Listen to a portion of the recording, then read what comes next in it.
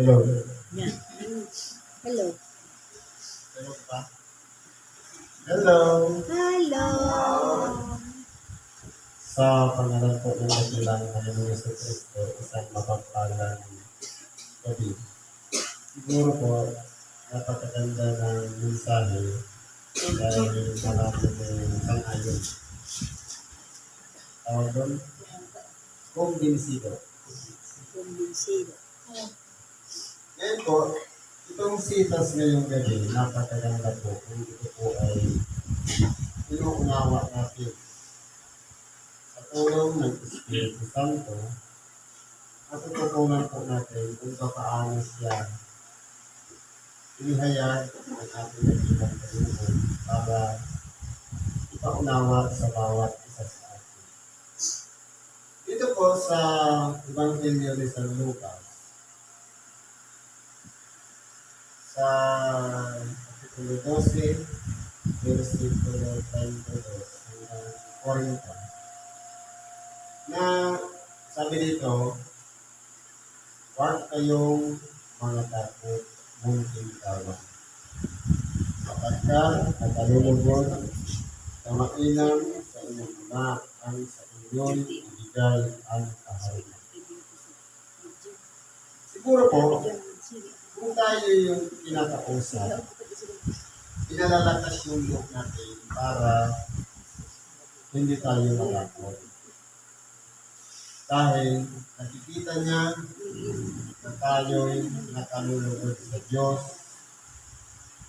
para tayo'y hindi niya ipagkait yung kaharian na nararapat sa bawat isa sa atin. Kapag tinumbok tayo noon, makikita natin na napakalaki ng pagpapahalaga ng Diyos sa bawat isa sa atin. Kasi po, sa kalagayan ng tao dito sa Labong Sanlibutan, hindi po yan sa palakihan ng grupo o kawan. Kahit munting kawan lang, basta sabi niya, produktibo o nagkakaroon ng magandang bunga, walang mga pagkatalo o awayan.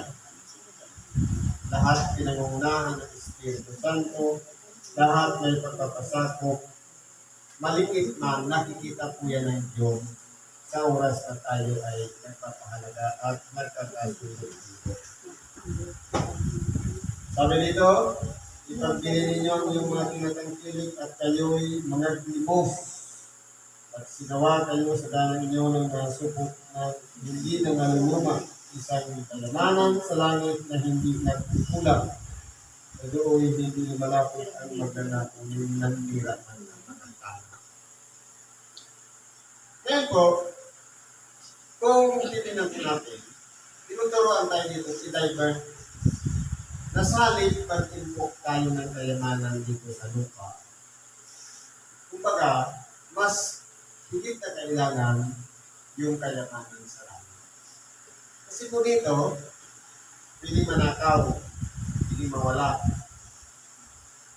pwede bang sirain ng tanah o kalawangin. Pero po, sa paggawa ng kabutihan sa ating kapwa, dito po natin magaganap ang pag-impok ng kayamanan sa langit. Kumbaga, napakaganda, sarap kasi o napakaganda sa ating kalooban, lalo-lalo na kung nakakagawa ka ng kabutihan sa iyong kapwa na walang ganti. Kumbaga, hindi tayo tumitingin kasi halimbawa, pag gumawa ka ng kabutihan sa kapwa tapos humihingi ka ng kapalit, nasasabihin wala kang utang na loob. Ibig sabihin yan, iway na lang yung ginawa mong kabutihan. Dahil hinahanap mo pa rin yung utang na loob. Pero, kung ang paggawa natin, inilalagay, sabi niya, sinusulat natin sa tubig, na parang kinakalimutan na natin, recorded po yan sa Diyos. Yun po yung tinatawag na pag-impok ng kayamanan sa langit. Sigurado doon, walang magnanakaw, walang mga tanga, hindi po mawawala, masasayang ang anumang bagay na ating pinagpagpray. Dahil po, kung baga titingnan natin, sabi dito, sapagkat kung saan naroon ang iyong kayamanan, ay doon naman ang iyong puso. Ngayon po, mapapansin natin yan kung ano yung mas higit na binibigyan natin ng atensyon. Nandun yung puso natin. Halimbawa, ang iniisip natin, hindi tayo makaalis sa bahay dahil yung kayamanan natin, baka nakawin, baka mawala yung ay-ayan natin. May panghihinayang. Kung halimbawa, nakatong ng ating isip para hindi ka umalis sa tahanan, nandun yung puso mo. Pero, halimbawa, ang kayamanan mo nasa langit, ang mangyayari niyan, wala kang pinatatakot dahil alam mo, secure na lahat ng ginawa nating kabutihan sa ating kapwa. Yan na yung kayamanan sa langit. Alam natin na hindi po yan mawawala. Kung maililipat sa ita, tayo lang po ang magtatanggap ng reward niyan. Kaya, pagkaisipin natin ang mga bagay na makagawa ng kabutihan sa kapwa na walang ganti. Ito po yung pinakamaganda sa atin. Kapag yan ay nangyayari sa ating buhay, huwag natin sayangin yung pagtulong sa ating kapwa. Sabi dito, bigtisan ninyo ang inyong mga baywang at paminasan ang inyong ilawan. Paano natin gagawin ito? Anong ibibigtis natin sa ating baywang? Bibili ka ba ng sinturon? Ng panali? Dito, tinuturuan tayo dito na kumbaga magpigil, kontrolin ang sarili at paningasin natin ang ating ilawan. Ibig sabihin, sa pagpipigil sa sarili at ipakita lang natin sa gawa. Kasi po minsan, kaunting bagay lang na ginawa natin, kinikwento pa natin. Pero dito, sabi dito ng ating dakilang Panginoon, bigtisan ang inyong baywang. Magpigil, magkontrol, at anumang bagay na ginawa natin, ituloy lang natin, gawa lang tayo ng gawa. Dahil habang dumadami, paulit-ulit at nagpapatuloy ang ating paggawa ng kabutihan sa kapwa, dumarami ang ating kayamanan sa langit. Ganun po ang ibig sabihin noon. At pagsituran kayo sa mga taong nangaghihintay sa kanilang Panginoon kung siya'y bumalik na galing sa kasalan, upang kung siya'y dumating at magpagdakay, mabuksan nila. Kaya po, dito, sabi dito, ang isang tao na nangaghihintay, na kumbaga, kapag ang isang tao ay nandun ang kanyang puso sa Diyos, malinis ang kanyang konsensya, ang kanyang kalooban, alam natin na anumang oras dumating ang ating dakilang Panginoon, hindi na tayo mag-aabala pa. Na kumbaga parang ililigpit pa natin lahat ng ating mga pag-aari, mag-aalala pa tayo sa mga bagay-bagay na tinatangkilik natin. Wala na po. Kasi lahat na sa langit, inilipot natin kayamanan. Lahat ginawa natin, kabutihan sa ating kapwa, na na-impok natin. Inipon natin ang matagal na panahon sa paulit-ulit na pagtulong sa ating kapwa. Dahil lamang sa mantiral ng tinatawag na kapag hindi na tayo mag-aatambili pa, o mag-aalala pa, o mag-iisip pa, ay sayang yung iiwanan ko. Dahil yung pagdating ng ating dakilang Panginoon, parang lalapit lang tayo dun sa kayamanan na naipon natin. Kasi nasa langit na eh.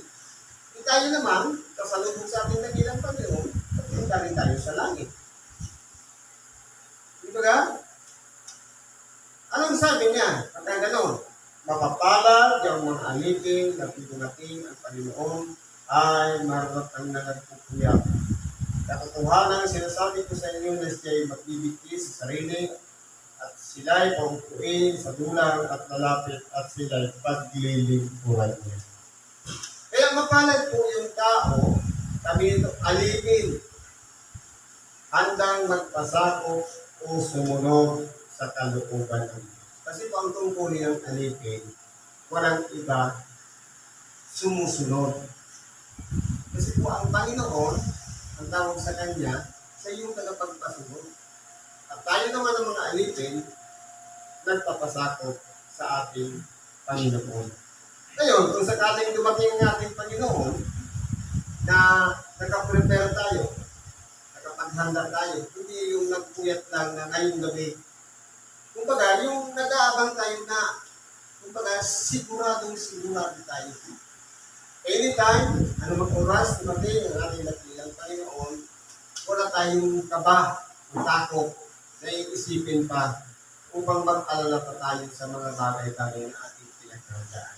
Dahil ngayon pa lang, alam na natin, nakahanda na tayo. Yun po yung isang pagiging mapalad. Kung siya'y dumating sa ikalawang pagpupuyat o sa ikatlo, ay masusumpungan sila na ngayon ay mapalad ang alipin niya. Kaya po magpatuloy lang tayo. Unang pagpupuyat, nag-antay tayo, hindi pa dumating ang ikalawa, ikatlo. Ang mahalaga, kahit ilang daan pa yan, ilang libo pa yung pag-aantay na yan, ang mahalaga po, na nasumpungan tayo na isang alipin tapat sa Panginoon, isang alipin na nakahanda sa pag-aantay sa pagbabalik ng ating dakilang Panginoon. Ito po yung pagiging mapalad. Sabi dito, ito pa, talaspasin mo dito, na kung nalalaman lamang ng puno ng sambahin kung anong oras darating ang magnanakaw, siya'y magpupuyat at hindi pababayaan sirain ang kanyang bahay. Alin pong bahay ang dapat natin pagkinahan? Itong ating buong pagkatao. Ang ating katawang yaman, spirito, kaluluwa, dapat hindi ito masira sapagkat meron yung mga mandaraya mapanlim lang na baka mapasakay tayo, akala natin ikabubuti natin pero ikapapahamak pala natin. Kaya po, ang isang aliping handa, ang isang aliping malawak ang pag-inawa, nalalaman niya na ang kanyang bahay ay napag-iingatan niya upang hindi mapahamak, upang hindi masilo ng dyablo. At nang sa gayon, nakahanda itong bahay nito, nakaprepare ang oras tumating ang ating dakilang Panginoon. Handang-handa tayong sasalubong sa Kanya. Hindi yung kung kailan nandiyan na, saka pa tayo hihingi ng tawad, saka pa tayo maglilinis ng kalooban. Hindi.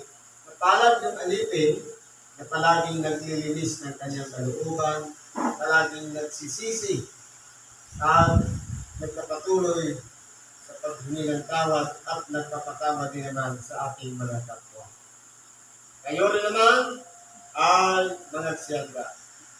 Kapagka sa oras na hindi nyo iniisip ang anak ng tao ay darating. Anong klase kong paghahanda? Paghahanda ba na para kang nabiyahe? Paghahanda ba na titingnan mo lang yung oras para sa salubong sa Kanya?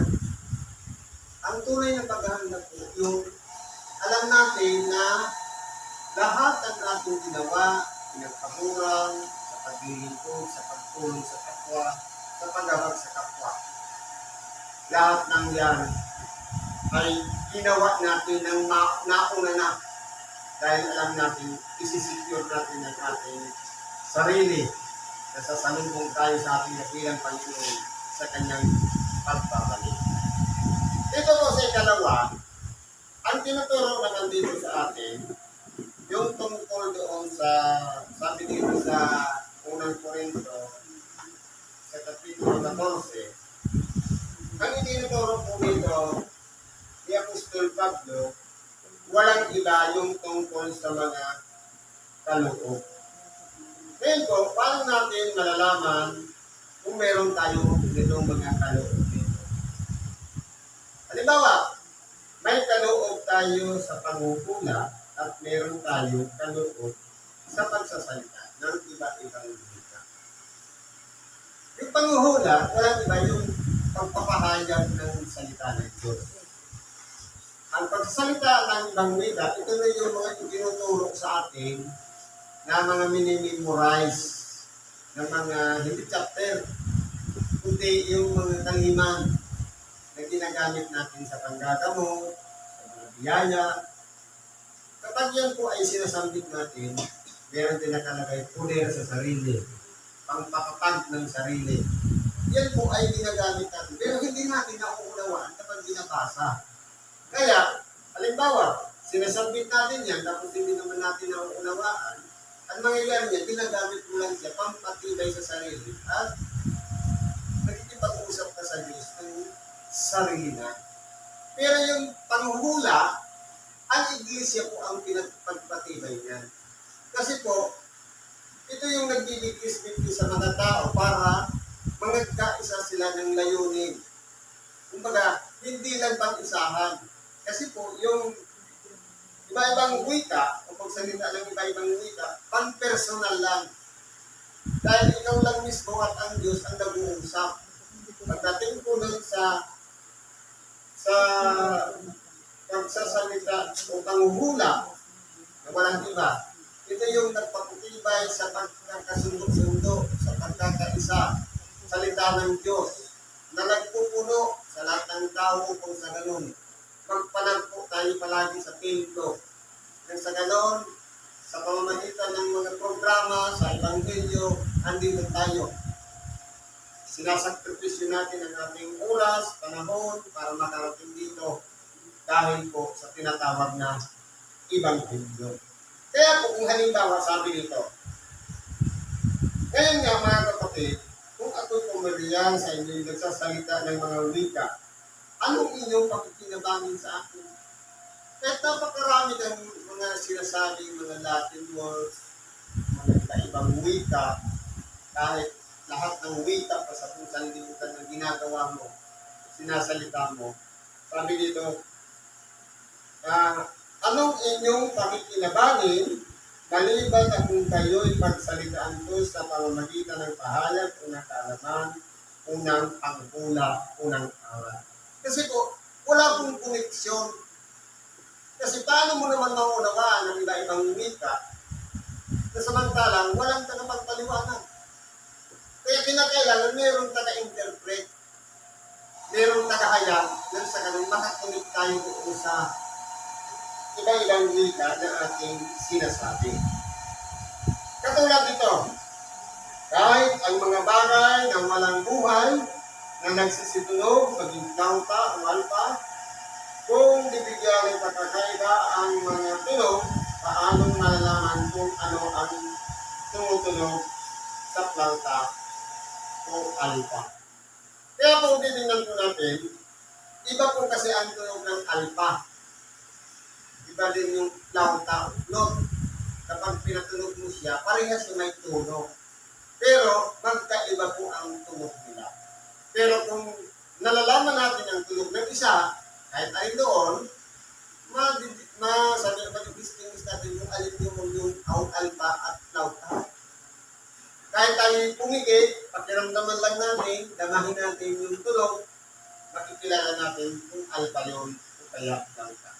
Dalawa pa lang yung instrumento ang ginamit. Halimbawa, sabihin, sapagkat kung ang pagkakat ay tumutunog ng walang katiyakan, sino ang hahanda sa pakikibaka? Halimbawa, di ba ganong unang panahon, kapag may gera, kapag may labanan, iba ang tunog ng pagkakat. Pero kung halimbawa, yung tono ng pagkakat, parang ganon, tapos pinaliktad mo ngayon, na wala sa tono, naging sintonado, kapag pinatunog mo yun, dapat nakaprepare na sa laban. Iniba mo yung tunog, walang mag-aasikaso para maghanda ng kanyang sarili para makipaglaban, kasi mali ko yung tono. Ganun po. Kaya, kung halimbawa, para mas lalo pa natin malalim na maunawaan, kinakailangan talaga mayroong tagapagpaliwanag, mayroong tagapag-interpret, kung tagahayag, kung ano talaga dapat ang isang tunog, kung ang isang gawain, kung Dubai, may iuugnay natin upang magawa natin. Dapat may connection sa ating pamumuhay. Sabi nito, kayo din naman kayo. Kung hindi, ipinangusap ninyo ng dila ang mga salitang madaling maunawaan, paano matatalos ang inyong sinasalita? Kaya kung titignan po natin, halimbawa, sa wika natin, Tagalog, tapos nagsasalita tayo ng Espanyol, o kaya English, o kaya Grego, Hapones, o iba-ibang mga wika.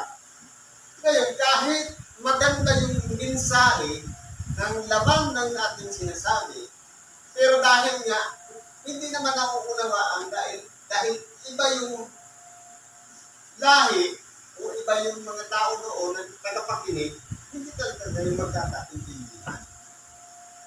Kaya po, kung titignan po natin, dahil po sa iba-ibang wika, hindi po nagkakasundo ang mga tao. Kasi po, pang-personal lang po yan. Alalahanin natin yung ginawang tore ni Babel. Hindi ba nung panahon ni Nimrod? Na yung unang panahon, dahil sa katanyagan ni Nimrod, ang gusto niya abutin yung langit. Kaya, pinulong niya yung mga tao para gumawa ng isang tore na tinatawag na tore ni Babel. Pero, nung makita ng Diyos, hinipin ng tao para abutin ang langit, ginulo ng Diyos ang wika ng mga tao. Kaya nangyari noon, hindi na sila nagkakasundo-sundo. Ano man sinasabi ng isa, hindi na nagkukunik sa isa dahil magkakaiba-iba na sila ng wika. Ganyan po ang nangyayari kapag hindi po natin nauunawaan ang iba-ibang wika. Kaya kinakailangan merong taga-translate o taga-interpret upang sa ganoon, maikunik natin. Kasi kahit napakaganda ng mensahe, pero ibang word ang ginamit natin, hindi po makukunik sa isang tao na kahit sabihin pa natin, yung mensahe pala, I love you, hindi mo naman naiintindihan. Dihigog makusahin mo pala ang sinabi, walang koneksyon. Di ba ka? Sabi dito, halimbawa, mayroon nga iba-ibang mga tinig sa sanlibutan. Ito po, napakarami niyan. At walang may di kahulugan. Minsan yung pare-pare, ang kahulugan na sinabi mo ganito, parehas naman ang kahulugan. Pero iba yung term na ginamit.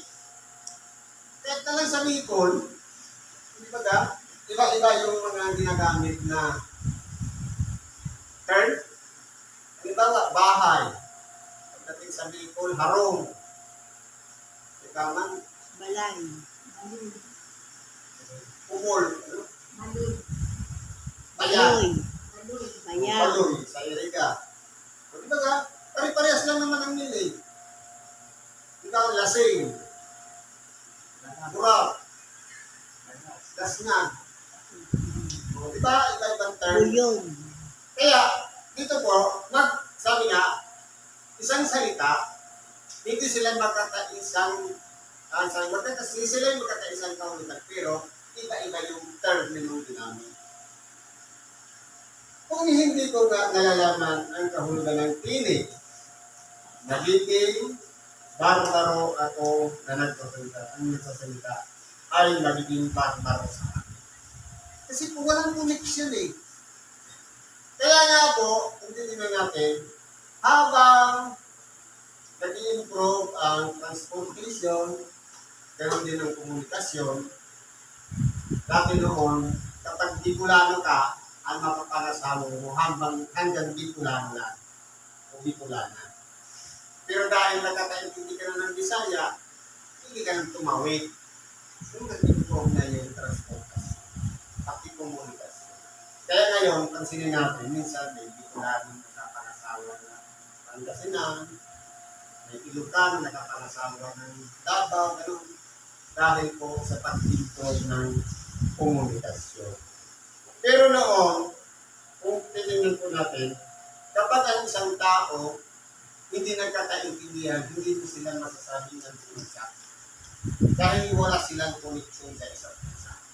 Importante po dyan, madagdagan yung kaalaman, matuto, bukod sa ganun, yung kahulugan ng isang salita. Kapag sinabi mo doon sa isa, sa kausap mo, naiintindihan niya yung salitang sinasabi mo. Ito, Bisaya, Bicol. Di ba hindi naman sila magkalayo ng salita. Yung nga lang termino na ginagamit, kasi ito naman yung Bisaya na Cebu, o salitang Cebuano, sa Davao. Pero parehas lang naman yung Cebuano. Sabi dito, gayon din naman kayo, na yaman kayo'y mapagsikap sa mga kaloob na ayon sa Espiritu ay pagsikapan ninyong kayo'y magsisagana sa ikatitibay ng Iglesia. Ito po yung importante dito. Iba-iba man ang wika natin, iba-iba man ang kinalakihan natin.